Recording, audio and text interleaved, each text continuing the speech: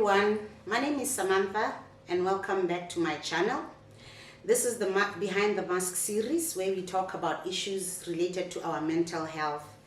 Our focus today is going to be on the masks that we wear as people. What I've realized is that a lot of us, especially women, females, young females, we wear a lot of masks out there when we are dealing with other people, when we're interacting with people in the public eye. And these masks make it difficult for people to really get to know us. We wear these masks at work, we wear the masks when we're dealing with our families, in our marriages, at church, etc. We want to appear to the outside world as if we're successful, as if we're happy, perfect, while slowly dying inside. We die from loneliness, we die from self-doubt, we die from all sorts of insecurities. What I've realized is that the masks are many, so I've picked the top 5 that I feel are masks that I wear often. I'll try to give examples, etc. as we go on. The first mask that we'll talk about is the martyr mask. This is a mask that's worn by people who are always blaming the external world for their problems. They don't want to accept blame for anything. They are pointing fingers at everything.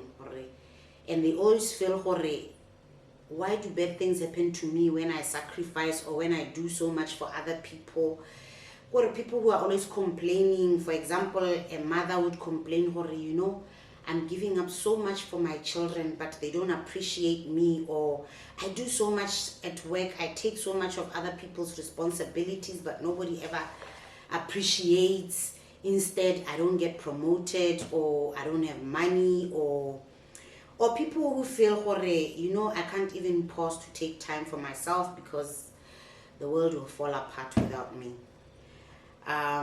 So this mask is called the martyr mask. I'm sure a lot of you know what a martyr is. Remember that lady, the next mask is the bully mask. You know, a couple of years back, a friend, somebody I was with at primary school, shocked me and Tara, saying that in primary school I was a bully, but a lovable bully. It hit me because I always looked at bullies in a very negative light. But I took time to really understand what she meant by I'm a bully. And I realized that there is the negative side of the bully mask, where we draw on our self-doubt and our insecurities, and then we reflect them to the rest of the world, to people around them. And we use that bully mask to then make people fear us. But there's also the bully mask where we coerce people to believe in us. We coerce people to accept our opinions, our ideas, and we do this to overcompensate for our insecurities and our low self-esteem. And I realized, you know, what my friend was talking about was that kind of mask that I used to wear. I mean, here I was coming from a government school, going to a private school, being a scholarship kid, around all these children who grew up in what is a normal family setup. So obviously I had a lot of insecurities, and my smart subconsciousness just said, you know what, for you to be at par with these kids, you need to find a way to make them look up to you. And they did. You know, I would manipulate them kind of with funny stories. I always had that gift of knowing what people wanted to hear, so I would use that to make them be my followers kind of. So I understood what she meant by the bully. So that is the second mask that people wear, or that I used to wear. And I realized as I was growing older that I exchanged this bullying mask for the controlling mask. That's another mask that we wear. With this mask, we try to control everything and everyone around us. Because if you don't control that, you feel that you are not secure. You use that to to ensure that you have security around you. One of the ways that I use this mask is that when I'm going, for example, on a trip, even just a holiday or whatever, I have to make sure that everything is planned out meticulously. You know, everything, like I would have an itinerary for every day that we're going, etc., etc. And if things don't happen, or if I don't have all that information, I become very anxious and insecure about what exactly it is that is going to happen in this trip. Whew, it's a bit hot in this room. I'm also trying to catch up with my water drinking. If you're interested in this bottle, comment below so I can tell you where you can get it from. Oh, I forgot to ask you to please like, subscribe, and comment on my channel, and let me know as I go through these episodes. Let me know what it is you want me to talk about, etc. The third mask that we wear is the socializer mask. This is one mask that I also wear a lot, or I've grown up wearing a lot. And it's a mask that enables you, or that gave me the ability to talk to anyone about anything. I know people used to say things like, hey, you make friends so quickly. And the more I learn about myself, the more I realize that this mask, or this making friends quickly, or this ease with which I was able to talk to anybody about anything, it's a way that I used to hide my discomfort, my social anxiety.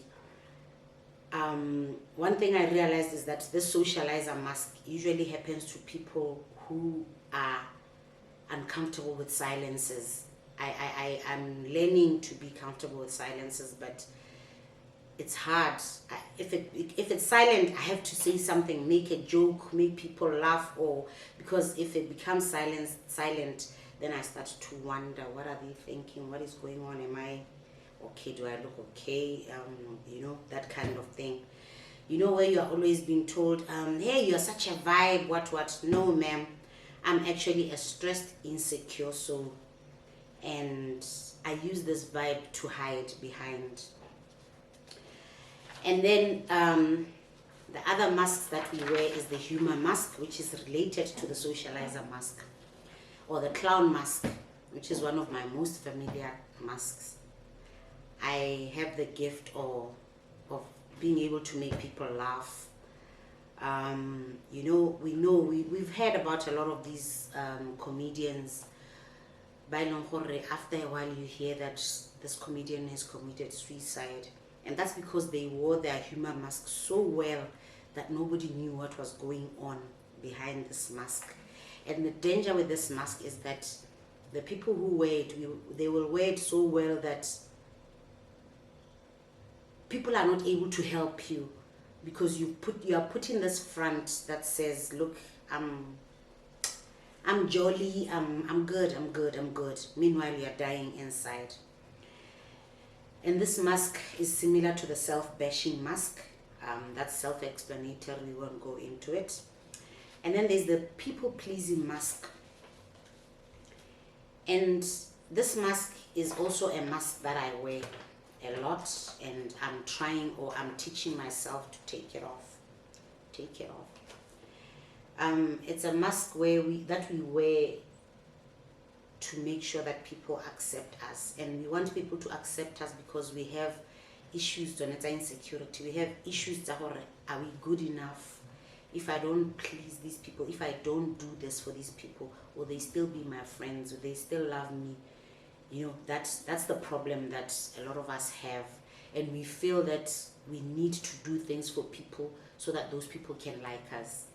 And it's not on those people, it's on us, the wearers of those masks. And you know, people who wear that mask struggle to say no. They find themselves being pulled to all sorts. You know, they will have 200 pula in their pocket, and somebody says, hey, please borrow me 150, and they will give that person the 150, even though they only had 200 to do something with. And these people avoid conflict. I know some of you will say, when Samantha, avoid conflict. if you really know me, you will notice the type of conflict that I am able to hit head on, and the type of conflict that I shy away from. I remember growing up, I used to be accused of hongala a lot, and that was my way of shying away from conflict, because if I then had to verbalize or confront it, then I get stuck on what to say.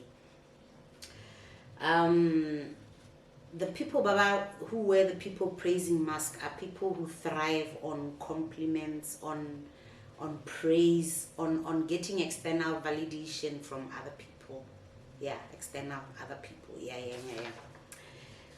And this mask is dangerous because, first of all, people will take advantage of you. But besides people taking advantage of you, you will also get to a point where you become very resentful. And you become resentful towards people by they are not at fault because they didn't know. Everybody has the freedom to ask for whatever from whoever. And that person has to learn to say no. No, I'm sorry, I can't do that for you. Sorry, I'm not available right now. Sorry, I can't come, to you or whatever. So those are the masks, the 5 key masks that I picked for today. There are a lot of other masks that we wear as people. And these masks are very difficult to remove because most of us, or the people who wear these masks, we struggle with a core belief that we are not worthy. We struggle with feeling bad about ourselves. There's something inside that is not switched on to what other people go through. And some of these things stem from childhood experience, cultural conditioning. Some people didn't grow up in an environment that was conducive to giving them that confidence or that self-worthiness. Yeah, that. And you find that as we grow up, I'll give you an example. I grew up I went to 4 different primary schools. So by the time I was 12 years old, I had lived in Francistown, in Serowe, and then I came to Gaborone. And I'm not saying I had a bad childhood. Please don't misinterpret what I'm saying. I'm just saying that because of living with relatives, with family, friends, etc., I had to adapt. And I was living in different environments and, all of that. So I had to adapt. So I had to learn how to wear these masks for my own preservation, self-preservation. As I said, cultural conditioning, especially us women, this societal role that we're expected to play. One of the masks that I didn't talk about that is key, especially for us black women, black young girls, is the strong mask. One of these things, when you are strong, my friend, I think it's time we stopped calling people strong, because we make that so ingrained in them. They try to live up to it. And then so you find that people are abusing alcohol, people are abusing drugs, people are staying in abusive relationships. People are just not doing things that are good for them because they want society to see them as strong women. But that's a topic for another day. Even our socio-economic status, our finances, our background, all of that, they make us wear these masks. How do we remove the masks? We'll get into more detail about how we remove these masks in the next episode. If I'm lucky, I will try to bring somebody who is more professionally competent to tell us about how we can remove these masks. But for now, I just want to talk about self-love. I think that is one of the key things that we need to learn, to teach ourselves, to teach our children, to teach our friends, etc. Self-love is one of the things that will make you take off the mask and be yourself. We need to practice self-love. We need to practice self-awareness. We need to forgive ourselves for things that happened to us in the past, for things that are happening to us now. They might be things that are being done by other people, but deep down we think that they happen because of who we are. We deserve these negative or these bad things, and we need to forgive ourselves for allowing people or allowing the world to make us feel like that. The minute you start to forgive yourself, that's something I'm working on. I'm taking it bit by bit. So as you learn to forgive yourself, you realize that, look, yes, I've made mistakes. Yes, I've let people make mistakes with me, but it shouldn't define me. This is who I am. This is who the world has to accept as who I am. We need to respect our weaknesses and our strengths. You must know yourself and know your capabilities, know your strength, and this is what I can do, this is what I can't do. Know yourself such that if somebody tries to lead you to do things, they require you to wear a mask for you to deal with them, you are able to say, no, my friend, I can't. I remember I saw one post on Facebook about how friends will pressurize you financially.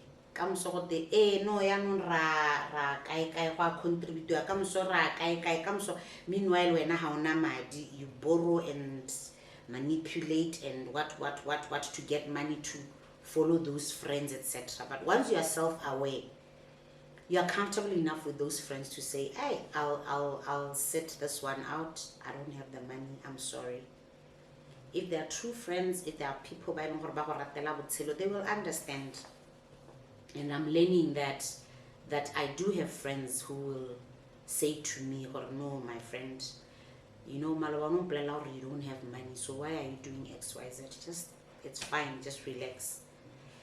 And you need to learn that you're not alone in feeling these things. We all have our insecurities. One of that beautiful, successful, gorgeous, whatever lady that you look at and you think they have it all, there's something that they're insecure about. And you might find they're wearing one of these masks, because nobody's having a perfect time out there. This life that we lead is it's just stressful, guys. It's stressful. And yeah. And in addition to embracing your strengths, your weaknesses, etc., my daughter, people must open their third eye. It's your intuition. Embrace it and learn to listen to it. Listen to your senses. I think that is something that as young as children we grew up having that thing, and then we let the world bash us into not believing in ourselves, not believing in our intuition. You know, you will have that one person or you always have that sense but you will keep pushing yourself onto that person, what. And people will actually ask you,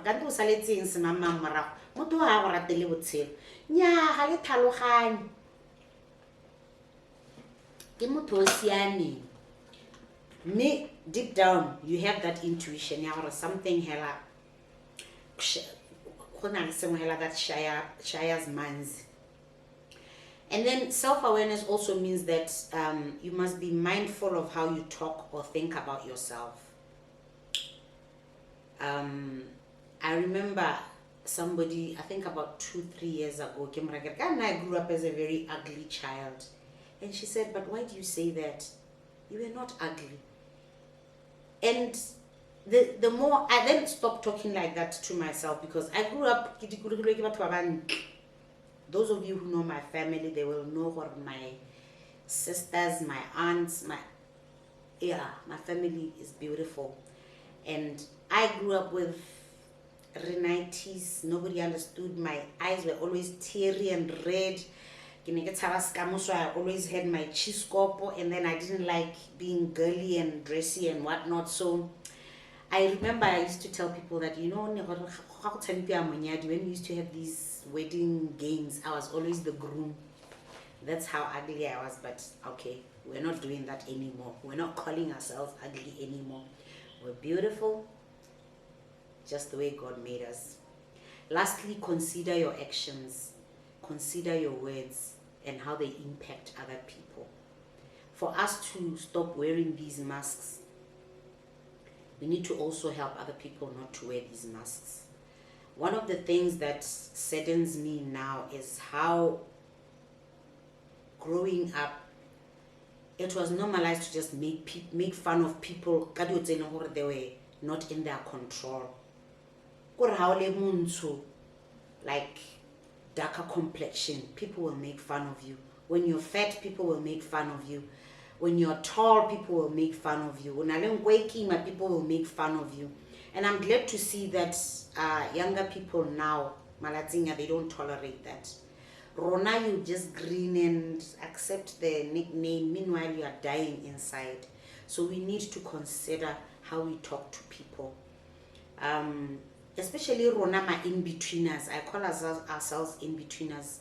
We are between generations. We are between that generation.